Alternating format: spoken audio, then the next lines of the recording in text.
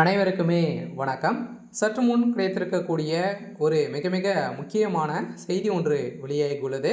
சற்று முன் அமைச்சர் துரைமுருகனுக்கு 17 ஆண்டு சிறை, நீதிபதி வழங்கிய தீர்ப்பு. இது மாதிரி பார்த்தீங்கன்னா செய்திகள் வெளியாக இருக்குது. சதுரடியாக அமைச்சர் துரைமுருகன் அவர்கள் பார்த்தீங்கன்னா ஏற்கனவே அவருக்கு எதிராக சொத்து குவிப்பு வழக்கில் அதிரடியாக பார்த்தீங்கன்னா அவருக்கு அவருடைய சொத்துக்கள் அனைத்துமே பார்த்தீங்கன்னா முடக்க வேண்டும் அப்படின்ற மாதிரி உயர்நீதிமன்றம் அதிரடியாக தீர்ப்பு வழங்கியிருந்தது. இருந்தாலுமே அமைச்சர் துரைமுருகன் அவர்கள் பார்த்தீங்கன்னா எதிராக சொத்து குவிப்பு வழக்கில் வேலூர் நீதிமன்றத்திலிருந்து சென்னை சிறப்பு நீதிமன்றத்திற்கு மாற்றியது ஏன் என சென்னை உயர்நீதிமன்றம் அதிரடியாக கேள்வி எழுப்பியிருக்கக்கூடிய நிலையில் தான் இது குறித்து மிகப்பெரிய சந்தேகங்கள் ஏற்பட்டிருக்கு. சில பார்த்தீங்கன்னா நீதிபதி அவர்களே பல 200 கோடிக்கு மேலே பார்த்தீங்கன்னா வாங்கி இந்த வழக்கை முடிக்க போவதாக அமைச்சர் துரைமுருகன் அவர்கள் பேசியதாகவும் ஒரு தகவல் வெளியாக இருக்குது. இந்த தகவலின் அடிப்படையில் தான் அமைச்சர் துரைமுருகன் அவர்களுக்கு 17 ஆண்டு ஆனந்த வெங்கடேஷ் அவர்கள் பார்த்தீங்கன்னா இப்போ தீர்ப்பளிங்கிறதாக ஒரு தகவல் வெளியாக இருக்குது. இதை பற்றி இந்த வீடியோவில் நம்ம முழுமையாக பார்க்கலாம். அதுக்கு முன்னாடி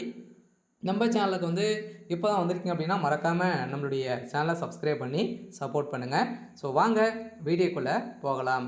பார்த்தீங்கன்னா அமைச்சர் துரைமுருகன் அவர்கள்கிட்ட பார்த்தீங்கன்னா இது குறித்து பதிலளிக்க வேண்டும் என காவல்துறைக்கு நீதிமன்றம் உத்தரவிட்டு இருந்தது. அதே போல் இந்த வழக்கு குறித்து அடுத்த கட்ட விசாரணை நவம்பர் 24ஆம் தேதிக்கு பார்த்தீங்கன்னா இந்த வழக்கு ஒத்திவைக்கப்பட்டிருக்கு. இருந்தாலுமே அமைச்சர் துரைமுருகனுடைய அனைத்து சொத்து பட்டியலுமே பார்த்தீங்கன்னா கணக்கெடுக்க வேண்டும். அதே மாதிரி ஏற்கனவே சொத்து சத்த வழக்கில் பார்த்தீங்கன்னா 2006, 2011 ஆண்டு காலத்தில் திமுக ஆட்சி காலத்தில் பொதுப்பணித்துறை அமைச்சராக அமைச்சர் துரைமுருகன் பணியாற்றியிருந்த போது இந்த காலத்துக்கு 1.40 கோடி அளவிற்கு பார்த்தீங்கன்னா அவர் வருமானத்திற்கு அதிகமாக சொத்து சேர்த்ததாக அமைச்சர் துரைமுருகனுடைய மீதும் அவருடைய மகன் மீதும் பார்த்தீங்கன்னா லஞ்ச ஒழிப்புத்துறை வழக்குப்பதிவு செய்திருந்த நிலையில் இந்த வழக்கை விசாரித்த வேலூர் சிறப்பு நீதிமன்றம் துரைமுருகன் மற்றும் அவரது மனைவி